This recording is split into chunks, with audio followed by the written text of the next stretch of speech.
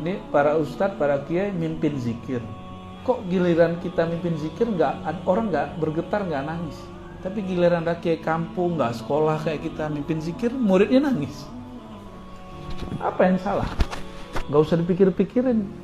Datang ke dia, minta ilmunya kepadanya, karena ilmu ini bukan dipikir-pikirin. Mau sekolah sampai ke Amerika, mau ke Al-Azhar, tapi kalau nggak ngambil ilmu zikir sama, nggak akan pernah merasakannya. Nah, jadi ketika disebutkan Allah menghembuskan ruhnya, sifatnya, isimnya, itu bukan dia. Maka ada kaidah laisa huwa hiya wala hiya ghairuh. Sifat itu bukanlah zat bukanlah sifat, tapi nggak mungkin ada sifat tanpa zat. Ruh itu lain dengan Allah, dan tidak mungkin ada ruh kecuali dihembuskan oleh Allah SWT. Nah, gitu. Di Quran istilahnya cuma nafakhoh, nggak ada lagi. Coba para masyayikh dicari, ada nggak lafaz inni khaliqun ruha. Kalau tadi kan ada inni khaliqun basharan min tin. Saya udah bolak-balik Quran kan segitu aja kan, 114 surat aja kan. Kecuali antum ketemu ada surat 115. Nggak ada. Tapi ada yang terjebak logika, ini saya ulang-ulang di mana-mana supaya nggak salah. Ada yang terjebak membawakan logika kalam falsafah Aristoteles yang belum diislamkan masuk ke bab ini. Ada logikanya. Kalau tidak makhluk kholik dong. Ya, suka-suka kamu berarti mikirnya. Sifat Allah bukan Allah. Sifat kan bukan makhluk, tapi dia bukan zatullah. Bisa nggak? Nama Allah dicipta atau nama Allah tidak dicipta? Berarti ada selain zat Allah yang Allah tidak cipta, tapi dia bukan pencipta. Nah, salah satunya ruh ini. Kalimatnya bukan mencipta. Ya, kalimatnya paling indah bagi saya, yaitu nafakhtu, aku hembuskan. Itu bagi saya kalimat paling indah dan paling intim. Nafakhtu fihi min ruhi. Sedangkan tin tubuh manusia khaliqun, aku cipta. Ya. Tatkala Allah menciptakan surah Muhammadiyah dari nur namanya Badi Qadir, lalu Allah memandangnya dengan nama Al-Mannan Al-Qahir. Al-Mannan berarti yang maha menganugerahi. Al-Qahir berarti yang maha qahar. Apa kata qahar? Memaksa oleh Al-Mannan Al-Qahir. Jadi kita nggak bisa pilih-pilih. Wajah yang didapat udah begini aja udah. Jadi setelah dicipta, Allah pandang. Kalau dulu kita dipandangin guru kita, keringetan nggak? Oke. Bener ya? Tapi kalau diliatin kekasih kita gimana? Kita senang sama dia. Diliatin sama dia gimana? Gemeteran. Ya. Ustadz kalau belum tahu gemeteran, tapi kalau udah tahu caranya nambah. Summa tajalla. Stop. Summa tajalla 'alaiha bismihil latif al-ghafir. Lalu Allah bertajalli. Nah, dalam bahasa Melayu ini agak sulit beberapa orang menerjemahkan ini. Allah bertajalli atasnya surah dengan nama Al-Latif Al-Ghafir. Dengan nama Allah yang Latif dan Ghafir, yang Maha mengampuni dan halus. Fa inda dzalika tasadda'at li hadha tajalli sad'ain. Maka dari tajalli, apa arti tajalli? Dari jalla. Jali, apa arti jali? Kalau kita sebut syirik jali artinya apa? Nyata. Kalau kita bertajalli, menyatakan. Rumit ya. Ada satu buku, saya nggak tahu dari Kalimantan apa dari Sulawesi itu apa dari Sumatera. Bukunya menyebutkan kalimatnya karena gagal nerjemahin tajalli. Jadi sampai pada kalimat akulah Allah, Muhammad itulah aku. Nah, itu kan bahaya kalimat begitu. Ya. Bahaya kalimat begitu karena nerjemahin kata tajallinya nggak pas. Akulah sifat Allah. Oh, kan gawat tuh. Ya kapan kita jadi sifat Allah? Jadi lafaz-lafaz begini mesti diterjemahkan oleh ahli azwaq yang mengerti bab akidah. Kalau enggak nanti yang terjadi orang-orang membayangkan ketika Allah mengatakan Muhammad itu adalah aku adalah Muhammad, akan gawat. Padahal maksudnya Muhammad itu adalah tajalliku, itu yang pas. Bukan aku, Muhammad ya Muhammad, Allah ya Allah, Abdun ya Abdun, Rabbun ya Rabbun. Itulah makom tertinggi. Subhanalladzi asra bi 'abdihi laila. Abdun itu nol, nggak ada, tapi dia ada toh. Nggak bernilai di sisi Allah, tapi dia ada.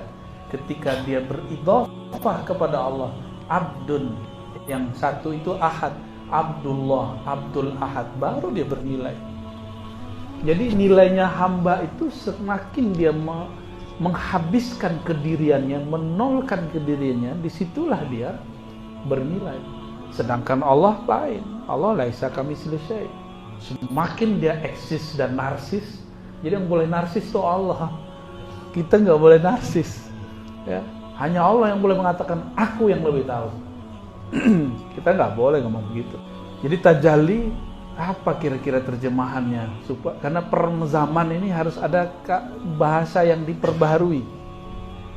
Secara harfiah kan bernyata, menyatakan Muhammad itu adalah tajalliku. Itu cara nerjemahnya enak gimana Kiai? Ini saya minta pendapat, ini kan para Kiai semua. Enaknya gimana nerjemahnya? Jangan sampai dihilangin Muhammad itu adalah aku. Tapi ketika orang sampai pada makom fananya Sayyidina Muhammad sallallahu alaihi wasallam, di saat fana berarti sudah nggak ada dong Muhammad sallallahu alaihi wasallam. Barulah Allah berkalam sebagaimana Allah boleh berkalam melalui benda-benda waktu berkalam ke Sayyidina Musa. Mungkin nggak? Bolehkah Allah berkalam melalui Sayyidina Muhammad SAW? Apa kata Allah? Anallah. Itulah jadinya halal. Cuma mungkin Sayyidina Halaj ini berkalam begini dan halnya keseringan, sehingga ahli-ahli kalam tidak bisa membedakan beliau ini di posisi yang mana. Dan sayangnya ini belum ada yang berani mengkritisi, tapi bolehlah kita kritisi, ya. Allahumma sholli ala sayyidina.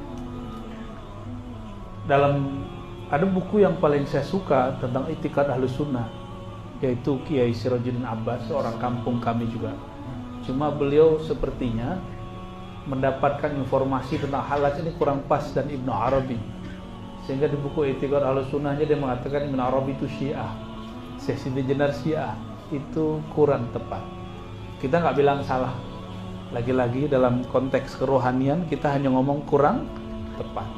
Karena saya alhamdulillah meneliti dengan kawan-kawan, Ibnu Arabi itu punya kitab Al-Futuhat Al-Makkiyah, dicetak terakhir sekitar 9 juzuk, ya. Alhamdulillah khatam 2006 saya sudah khatam. Jadi setelah baca ini saya langsung ke Al-Futuhat Al-Makkiyah. Ternyata dia Ahlus Sunnah tulen, muhaddis tulen, faqih tulen. Wah, ini pembahasannya terlalu berat nih. Listriknya mati-mati hidup nih.